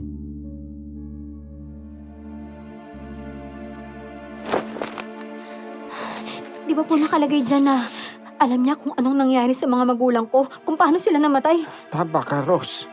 Maaaring may alam nga talaga si Atong kung paano namatay ang mga magulang mo. Opo, may alam po talaga siya. Kasi yan po yung nakalagay sa sulat eh. Hindi naman ako naniniwala ang aksidente ang pagkamatay ng mga magulang mo, Rose. Dahil naniniwala ako na sinadya silang patayin. Balang araw, lalabas din ang katotohanan. Dahil yun din ang una kong iimbestigahan. Diyos ko, kung hindi aksidente yung pagkamatay ng mga magulang ko, sino naman yung pumatay sa kanila? Hindi ko pa alam. Basta naniniwala rin akong hindi nawawala si Atong. Sinadya siyang itago. Ngayong alam mo na ang totoo, Rose. Siguro naman may sarili kang suspecha kung sinong pumatay sa mga magulang mo. Alangan namang ako. Ang bata ko pa nun, no? Natural, hindi ikaw. Mang Bong, kapag ganitong kausap ko, naku. Ganyan talaga yan si Rose. Baka epekto yan ng pambubugbog sa kanya ni Dondon simula nung maliit pa siya. Rose, makinig ka. Ilihim mo muna kahit kanino ang nalaman mo tungkol sa pagkatao ni Aaron, ha? Opo. Walang pwedeng makaalam. Mm-mm. May ugnayan siya sa mga magulang mo at malalaman yon kapag tapos na ang lahat. Opo, sige po. Uuwi na po ako, Mang Bong. Para kahit papano, mapahinga naman po yung utak ko. Alam mo naman talaga nag-iisip para gustong mapahinga ang utak. Wala ka nga ano eh. Ano? Sabi mo wala akong isip? Hoy, meron no? Kaya lang itong utak ko, hindi matino. Kasi nga hindi naman ako nakapag-grade 1, di ba? Huwag ka mag-alala. Kapag nakuha na natin ang lahat ng kayamanan mo, papag-aralin kita.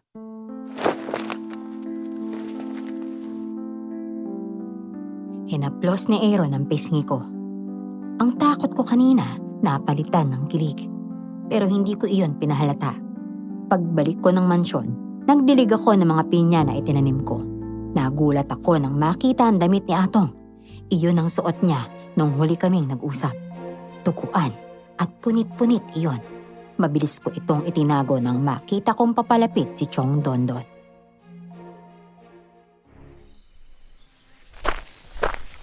Hoy, babae. Ano na naman ang pinag-usapan ninyo na matandang yun? Rose, ako ang pakinggan mo. Ginugulo na mga yun ang pamilya natin. Dati maayos naman tayo Pero ngayon nagkakagulo tayo dahil sa kanila. Maayos. Bakit po ba talaga nawala si Atong, ha? Hindi ko alam. Kaya ko nga siya pinapahanap, hindi ba? Pinapahanap? Totoo bang wala kayong kinalaman sa pagkawala niya, ha? O baka naman nagpapanggap lang kayo na pinapahanap siya para hindi ka paghinalaan? Yan ang abang sinasabi ko sa'yo Ginugulo na nila ang utak mo. Alam mo, pinapag-away lang nila tayo, Rose. Huwag kang makinig sa kanila. Naiintindihan mo ba ako? Ako ang pamilya mo kaya sa akin ka makinig. Sige, maniniwala akong wala kayong kinalaman sa pagkawala ni Atong. Pero hindi ako maniniwala sa sinasabi mong pamilya tayo. Ni minsan, Chong, hindi niyo ako tinuring na pamilya. Darating ang araw, mapabawi ko rin ang lahat sa inyo. Bahay, asyenda, at ang mga negosyo na magulang ko. Sa ngayon pa lang magdasal na po kayo.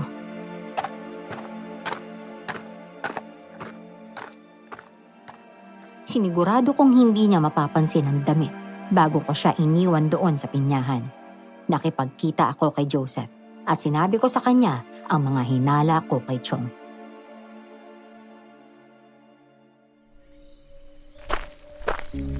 Kung sa tingin mo may kinalaman si Dondon, bakit niya papahanap si Atong? Siyempre, para gawing palabas. Ewan ko. Basta ang kutob ko talaga, may kinalaman siya. Yung damit ni Atong nasuot niya bago siya nawala, nakita ko rin sa pinyahan. Tuguan pa nga, Joseph Ano?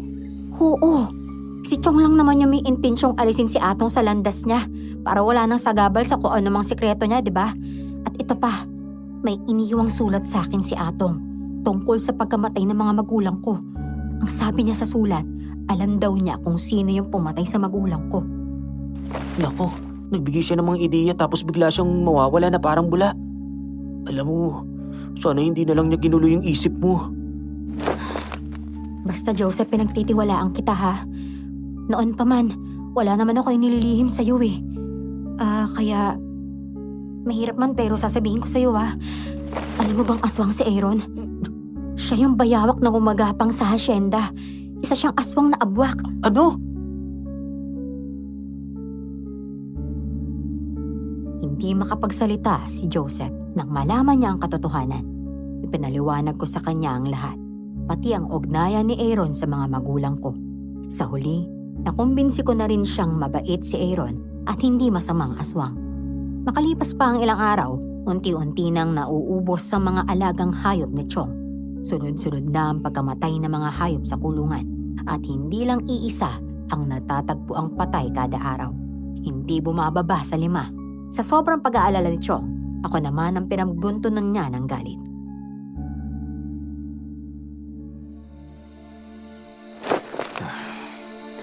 Alam mo kumakalat na sa baryo na aswang ang Aaron na yon. Di ba?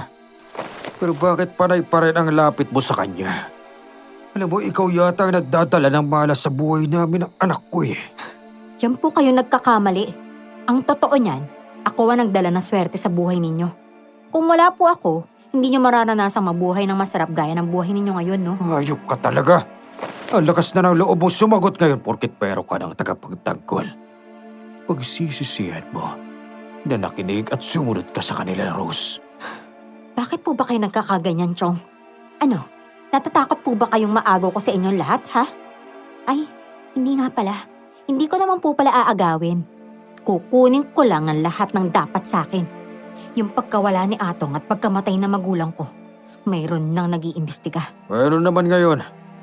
Alam mo ba natatakot ako? May natitira pa akong alas laban sa'yo, Rose.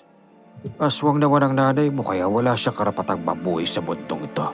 Ang mga aswang, sila ang salot. Mas salot pa nga kayo kaysa sa aswang. Ito tandaan mo, ha? Hindi ka na magtatagal sa mundong ito.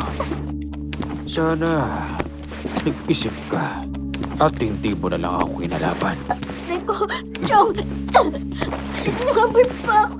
Hayop kayo! Talagang hayop ako! Ano? Sumagot ka pa. nang malagutan ka na ng hininga ngayon mismo! Magbabayad ka sa lahat ng ginagawa mo sa akin! Pagbabayad ako. O itong bayad ko! Papa! Diyos ko! Ano bang ginagawa mo kay Rose? Hindi na kayo naawa sa pinsan ko! Tumahimik ka! Huwag kang mangialam dito dahil sobrang stress na ako sa nangyayari. Ito, tandaan mo. Lahat ng ginagawa ko para sa'yo, anak. Para sa akin? O para lang sa sarili ninyo?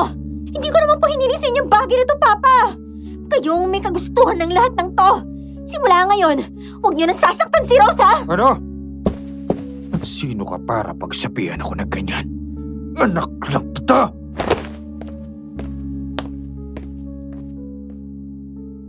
Dinuro-duro ni Chong si Linda sa noo at agad kaming tinalikuran. Bago pa man umalis si Chong, dinuraan niya ako sa mukha. Mangiyak-ngiyak akong pinunasan ang pisngi ko.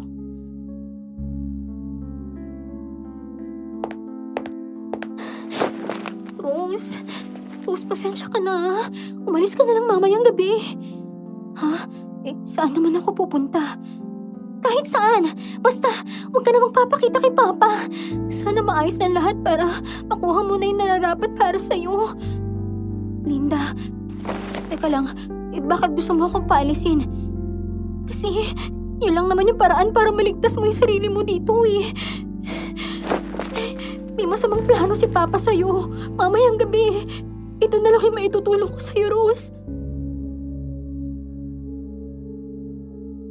Dahil alam kong may banta si Chong sa buhay ko, hinintay kong sumapit ang gabi at naghanda akong umalis sa bahay. Nang nagkaroon ako ng magandang pagkakataon dahil nagkakape ang mga tauhan niya, saka ako bumaba mula sa kwarto ko. Sa likod ako ng bahay dumaan. Nang tuluyan na akong nakalabas ng mansyon, mabilis akong tumakbo papalayo. Pero hinarang ako ng 3 lalaki, mga tauhan ni Chong. Lumitaw rin si Chong sa harapan ko at nakangisi.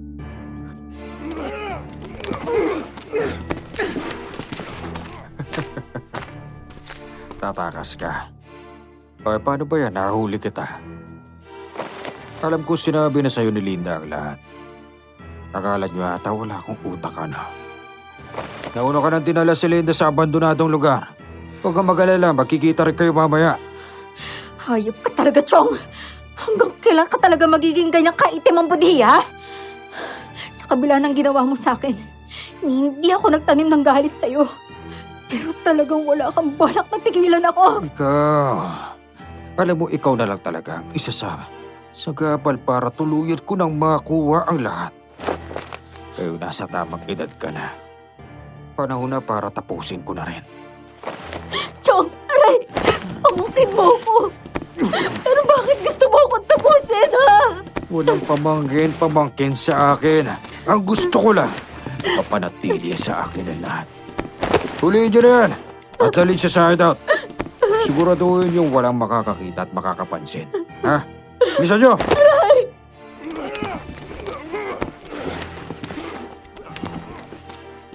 Agad akong dinakip ng 3 lalaki at isinakay sa isang saradong sasakyan.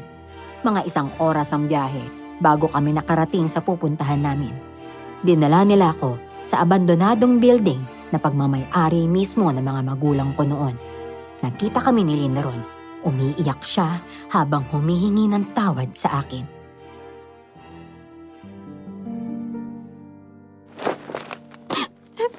Rose, patawarin mo ako, ha?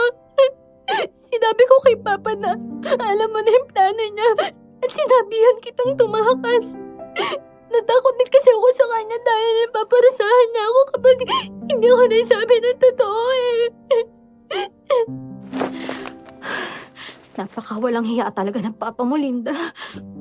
Demonyo talaga siya. Ano bang gagawin niya sa akin, ha? Papatayin niya na ba ako? Ganun na nga. Kapag hindi mo pinirmahan yung papeles at hindi mo sinuko sa kanya lahat ng mamanahin mo, papatayin ka niya. Napakasakin talaga na lintik mong tatay. Ilang taon na siya nakikinabang sa ari-arian ng mga magulang ko, hindi pa rin siya nakontento? Kulang pa ba yun? Rose, handa niya ipagpalitan lahat-lahat para lang makuha yung mamanahin mo. Kaya Kaya nga, kaya ka nga niya binuhay dahil magiging legal yung pagkuha niya ng mana mo kapag pumirma ka eh. Rose, patawarin mo ako ngayon pala nasabi sa'yo. Wala kang kasalanan, Linda. Alam ko na yung dahilan kung bakit ka nagbago. Dahil kay Joseph, diba? Masaya ako dahil naging mabuti ka na. Kasi tama naman si Joseph eh. Masakit man pero demonyo talaga yung papa ko. At ayoko magmana sa kademonyohan niya, no? Nako, nandyan na yata yung papa mong demonyo.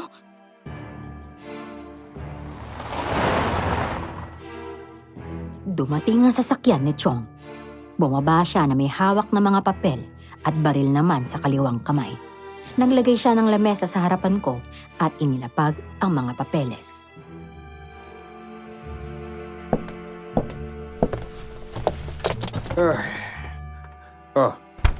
Pamili ka ngayon sa pagitan ng buhay mo o ng mana mo. Bubuhayin kita kung pipirmahan mo yan. Pero kapag hindi, papatayin kita. Ganun lang naman ang mangyayari. Makukuha ko pa rin ang lahat kapag pinatay kita. Ha?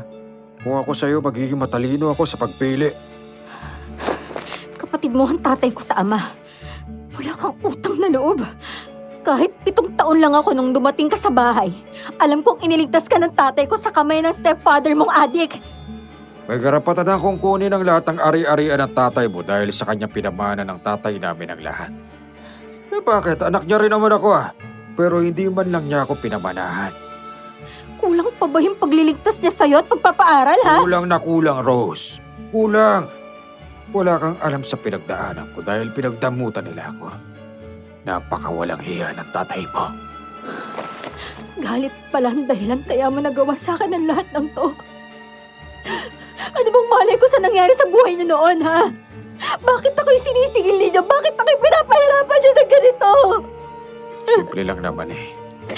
Dahil nangako ako sa sarili ko na kahit anong mangyari, wala akong ititira sa pamilya mo.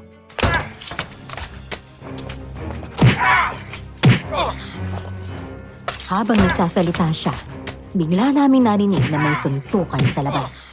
Ang mga tauhan ni Chong ay nagsiliparan at bumagsak mismo sa harapan niya. Nagtaka kami kung sino ang may gawa noon. Nakita ko si Aaron, seryosong nakatayo habang nakatingin ng masama kay Chong.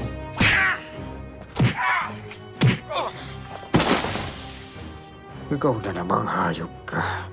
Hindi mo talaga ako titigilan, ano? Nandito ako para iligtas si Rose. Akin na si Rose, habang hindi pa umiinit ang ulo ko doon. Tignan mo paligid mo, Gonggong. Pinapalibutan ka na bang ang tauhan ko. Iniisip mo bang matatakot ako sa'yo? Hindi mangyayari yun. Alin? Mga tauhan mo lang pa? Wala silang kakayahang ipagtanggol ka, kaya kung ako sa'yo, sumuko ka na at ibigay mo sa akin si Rose. Naku, sana dumating din si Joseph para mailigtas niya ako sa ama kong demonyo.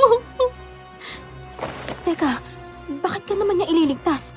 Tatay mo yan. Magagawa ka ba saktan na sarili mong tatay? Sa pagkakataong to, Rose, oo, alam ko, sasaktan niya ako. Ay nako, huling paalala ko sa'yo. Ibigay mo na si Rose sa akin para makaalis na kami. Ayoko dumanak ang dugo ninyo rito sa abandonadong lugar na to. Isa ka pa sa problema ko, Aaron. Hindi ako papayag na may mabuhay pa sa inyong dalawa ngayong gabi. Aaron, paano mo sila malalabanan gayong ang dami nila? Hindi ako natatakot sa kanila, Rose. Ang alam ko, ang mga aswang ay takot sa bala ng baril, hindi ba? Tingnan ko lang kung hanggang saan ang ibubuga mo kapag sabay-sabay na kami bumaril sa'yo. Hindi mo ata alam na hindi lahat ng aswang ay takot sa bala ng baril, ano? Hindi mo yata alam na iba rin akong aswang. Mas malakas ako kaysa sa ibang aswang na alam mo.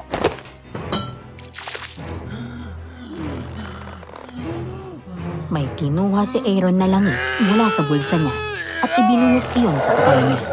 Unti-unting nagbago ang kanyang anyo. Naging isa siyang malaking bayawa na may malalaking kamay at paa. May mga tinik sa likod at mahahaba ang mga paa.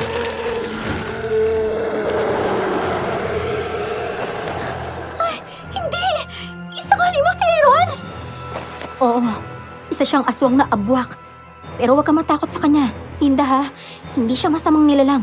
Hindi siya aswang na kumakain ng tao. Ayan ang mas maganda! Pinakita mo na kung sino ka! Hindi ka ba masisindak sa pagiging aswang mo, Aaron? Mga kasama! Maganda na kayo!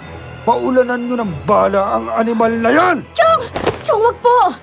Paalisin niyo na po ako at hayaan niyo na pong makuha lahat ng sa akin. Huwag niyo na siyang saktan! Dadaan ka muna sa ibabaw ng bangkay ko bago mo makuha ang lahat ng pinaghirapan ko. Tandaan mo yan! Papa! Wala naman kayong pinaghihirapan dyan eh. Sumalalong kayo ng negosyo at yaman ng mga magulang ni Rose, diba? Papa, tama na po to. Ikaw at tama na, Linda!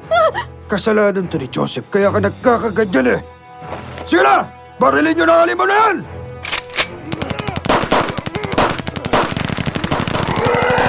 Pinaulanan nila ng bala ang aswang na abwak. Mabilis na gumapang ang aswang sa kisame ng abandonadong gusali. Halos hindi nila ito matamaan. At kung matamaan man, tumatalsik lang ang mga bala. Muntik na rin kaming tamaan ni Linda. Ay, Diyos ko! Aalisin ko yung tali mo, Rose, ha? Oo, sige. Dahil yun lang yung makakabuti para hindi tayo matamaan ng bala rito. Nakakainis naman kasi. Kung nakinig lang sana si Papa sa akin, hindi hahandog sa ganito yung lahat. Bakit kasi ayaw niya pang isuko sa iyo yung mga ari-arian na ang tagal-tagal niya nang napapakinabangan eh. Ay nako, wala sa bokabularyo ng tatay mo yung pagsuko sa lahat, no? Dahil gusto niya tong angkinin ng buong buo. Nakakainis naman. Ako, ayan na. Naalis ko yung tali mo. Tara na, magtago na tayo. Dali!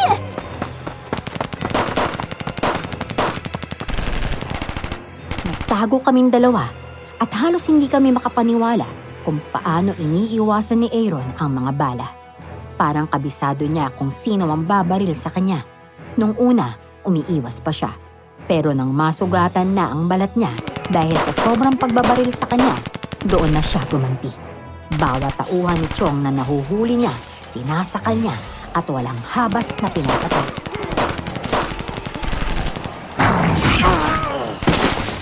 Barilin nyo lang ng balalan!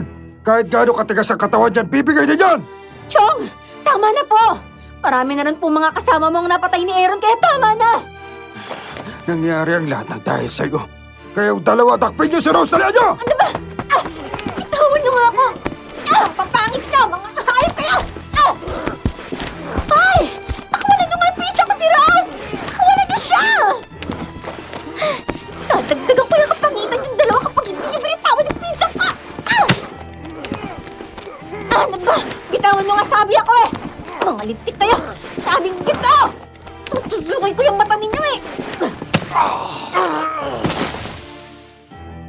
Tinusok ko ng daliri ko ang mga mata nila, kaya nabitawan nila ako. Biglang dumating si Joseph at pinaghahampas sila ng 2x2. Nakita kong napatulala si Linda habang nakatingin sa kaibigan kong lumalaban sa dalawang masasamang lalaki. Napatumba ni Joseph ang mga ito.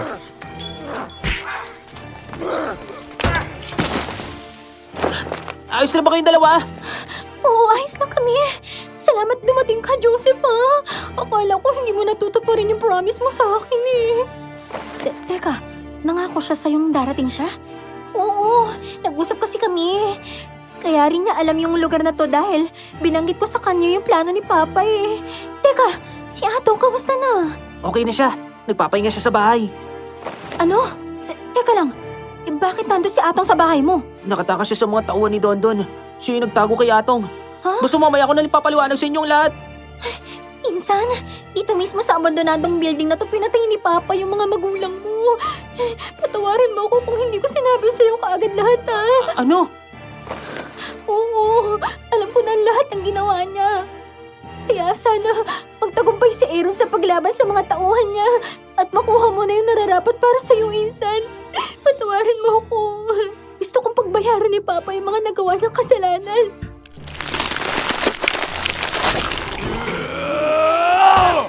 Biglang bumalik sa anyong tao si Aaron at isa-isang hinarap ang mga kalaban. Inagawan niya sila ng baril, kaya nauwi sa mano-mano ang laban. Gamit ang lakas niya, napabagsak ni Aaron ang ilang mga tauhan ni Chong hanggang sa tuluyan silang mawalan ng malay.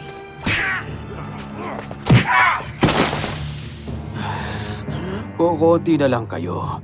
Wala kayong kakayang talunin ako. Mamili kayo.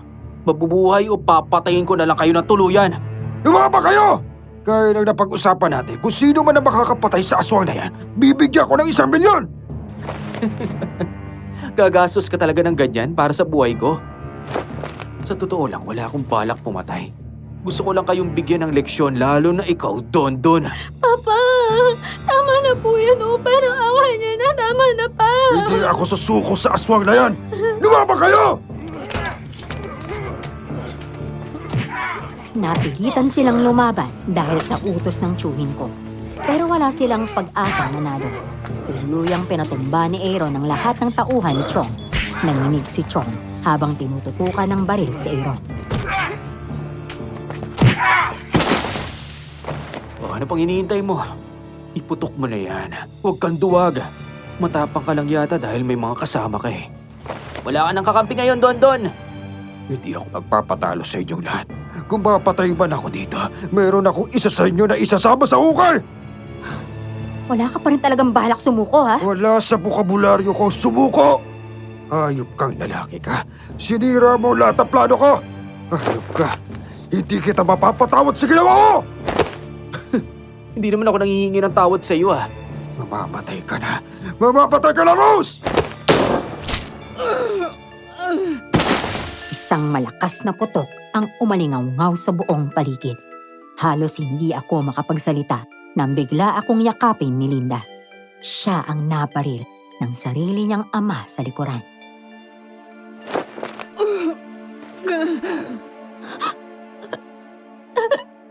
Sana sa pagkakataong to, napatawad mo na ako, Rose. Sa lahat ng kasalanan ko. Linda! Linda! Diyos ko! Si Linda! Natamaan siya! Nakita mo nang ginawa mo, Chong! Sarili mong anak! Handa mong patayin! Sinabi ko ba sa kanya saluhin ang bala para sa'yo? Pagkatangang bata naman niya! Wala ka talagang puso, matanda ka, demonyo ka talaga! Hoy! Hindi pa ako matanda. Hindi matatapos ang gabing ito hanggat hindi kita napapatay, Rose! Ama, tama na! Tumigil ka dyan! Sa kakataba mo, ikaw ang natamaan! Huwag ka mag-alala, anak. Lahat naman ng ito ay para sa'yo. Lahat ng ito ay ginagawa ko para sa'yo. Akmang babarilin niya ako nang hinampas siya ni Joseph ng 2x2. Bumagsak si Chong Dondon, pero pilit pa ring lumalaban. Paparating ng mga pulis para huliin kang hayop ka. Mabubulok ka sa kulungan. Kunin mo yung baril niya. Akin yan! Mga hayop kayo. Pinagtulungan niyo ako. Sa oras na makaganti ako sa inyo, papatay ko kayo lahat. Huwag kang maglala, hindi ka na makakaganti sa amin, Dondon. Naku, ayun na yung mga pulis. Kailangan na rin nating madala sa ospital si Linda. Wala na siyang malay, bilisan natin. Sige, Joseph, buhatin mo na si Linda.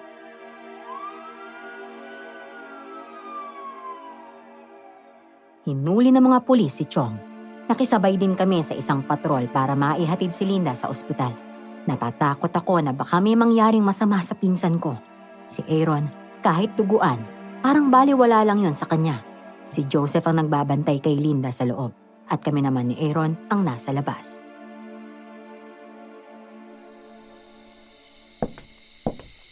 Mukhang nilalamig ka. Umuwi ka na kaya? Kami nang bahala dito. Hindi, ayos lang ako. Ikaw ngayon dapat na umuwi dahil marami ka sugat eh. Bakit hindi mo sinubukang magpagamot sa mga doktor? Ano ka ba? Kaya kong gamutin ang sarili ko, Rose. Sa wakas, nagawa ko na rin ang pinangako ko sa mga magulang mo. Ang akala ko kasi hindi na kita mahahanap eh. Pero, paano mo pala ipapaliwanag sa akin na nagkakilala kayo ng mga magulang ko? Ang sabi mo, matanda ka na, di ba? Ilang taon ka na ba sa mundong to? Saka bakit hindi ka namamatay? Matagal talaga kaming mamamatay, kaming mga aswang. Lalo na isa akong aswang na abwak na may kakayang mabuhay ng daang-daang taon sa mundo. May kakayahan din akong pabatain ang itsura ko. Kaibigan ko ang nanay mo, Rose. Ipinilin ka niya sa akin. Kaya lang, hindi kita nahanap noon. Sa totoo niyan, nasa 60 anyos na ako ngayon. Ha? Teka, pagkatapos ba nito, aalis ka na? Hindi. Wala akong balak umalis. May iiwan ang puso ko rito kapag umalis na ako. Ha? Maiiwan? Bakit? Matatanggal ba yung puso mo? Ay, naku naman, Diyos ko. Alam mo, mabuti pa umuwi na lang tayo. Hindi naman pababayaan ni Joseph si Linda eh. Magpahinga na tayo para bukas. Presko ng laman ng utak mo.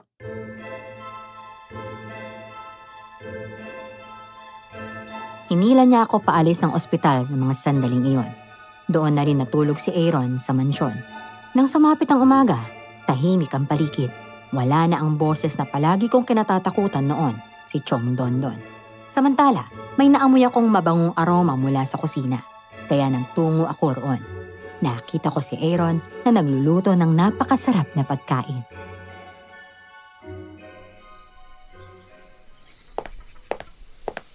Oh, gising ka na pala. Eto, malapit na maluto ang pagkain mo.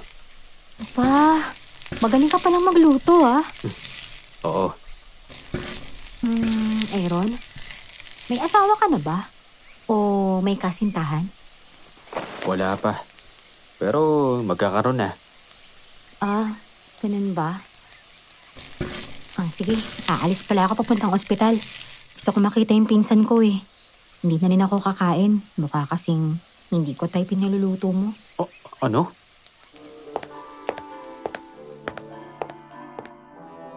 Pinalikuran ko siya. Pero humarang siya sa harapan ko. Napaatras ako habang naglalakad siya papalapit sa akin. Alam mo bang dati kong kasintahan ng nanay mo? Ha? Hindi kami nagkatuluyan. Nagparaya ako dahil alam kong mahal niya ang tatay mo. Pero meron siyang pinangako sa akin. Kapag nagkaanak siyang babae, ipapakasal niya yon sa akin. At ikaw yun, Rose. Ano? Oo, kaya pasensya na. Hindi mo ako matatakasan. Gusto mo man ako o hindi, papakasalan mo ako. Gagawin kitang asawa at gagawin kitang prinsesa. Teka, totoo ba yan? Gusto mo talaga ako? O baka kaya mo lang ako nagustuhan dahil nga sa mga bagay na meron na ako ngayon. Ano ka ba naman? Mas mayaman ako kesa sa'yo, Rose. Para lang sa alam mo Hinahanap kita dahil panahon na para mag-asawa ko. Unang kita ko pa lang sa'yo, gusto na kita. Hindi, mali ako. Mahal na nga kita ngayon eh.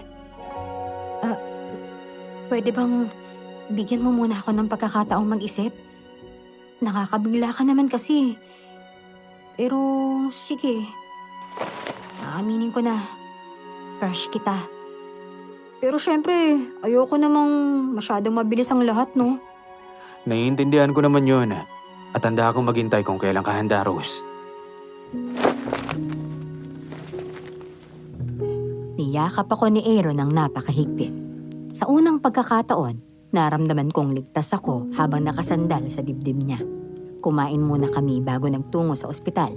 Nadatnan naming nagyayakapan sina Joseph at Linda.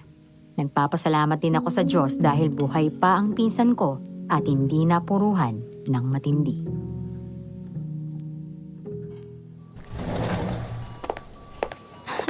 Mukhang nakakamabutihan na talaga kayong dalawa. Pinayagan na niya akong ligawan siya. Aba, totoo ba yon, Linda? Oo, insan. Malaki kasi na itulong ni Joseph sa akin para magbago ako, di ba? Di ba, maldita ako dati.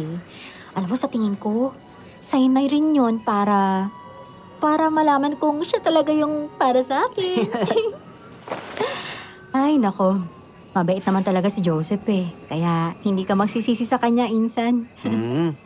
At ikaw, alam kong gusto ko rin ni Aaron.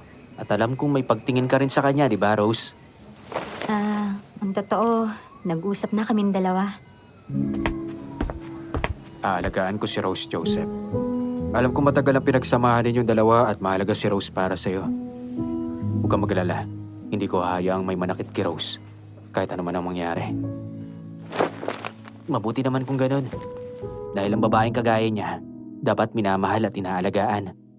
Dahil karapat dapat para sa kanya yon.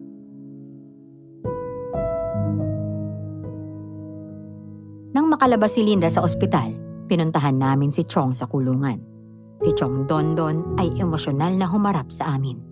Nagsisisi na siya sa mga ginawa niya at humingi ng kapatawaran.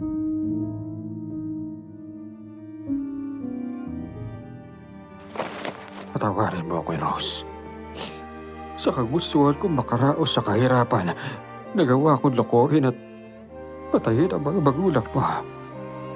Nagsisisi ako sa lahat at handa akong bayaran yun habang buhay. Sapat na po, Chong, na nagsisi na kayo sa mga nagawa niyo. Anak, patawarin mo ako. Papa, kahit nasaktan ako sa mga ginawa mo, saka sa pinsan ko, pinapatawad na po kita, ha? Pasensya na rin po. Wala akong magawa para makalaya kayo. Ayos lang. Ang mahalaga, napatawad yun na ako. Sana, maging maayos ang pagsasama ninyong magpinsan. Opo, Chong. Pangako po yan. Hindi ko po pababayaan at itatakwil si Linda.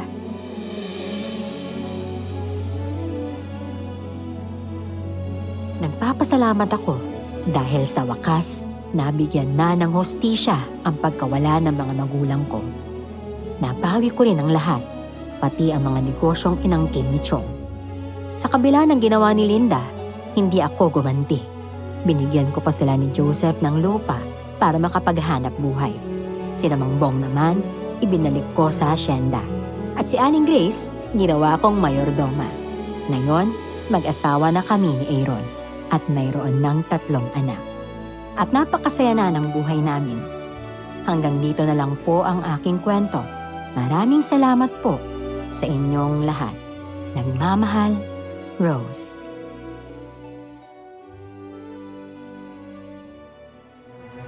Woohoo! Yun! It's done! At ayun na nga ang istorya ni Rose at ni Ni Aaron. Aaron. Oo, ni Aaron. At syempre si Joseph din at si Linda. Oo, Diba? si Linda na may Nice story, napakatinis na. Oo.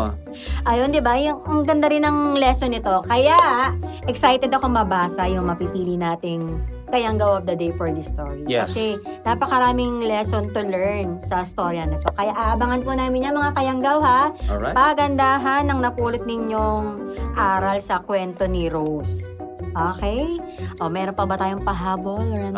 Yun lang, huwag na lang kalimutan syempre ang mag-like at syempre i-share na rin nila yung ating kwento for today sa social media nila, sa mga kaibigan nila para ayun, kagaya ng mga napapakinggan natin. Mapapanood tayo sa TV, di ba? Ayan.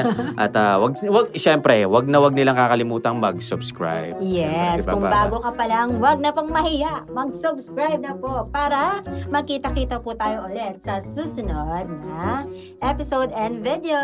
Thank you. Thank you po. Thank you. Thank you. Alright. Woo! Grabe.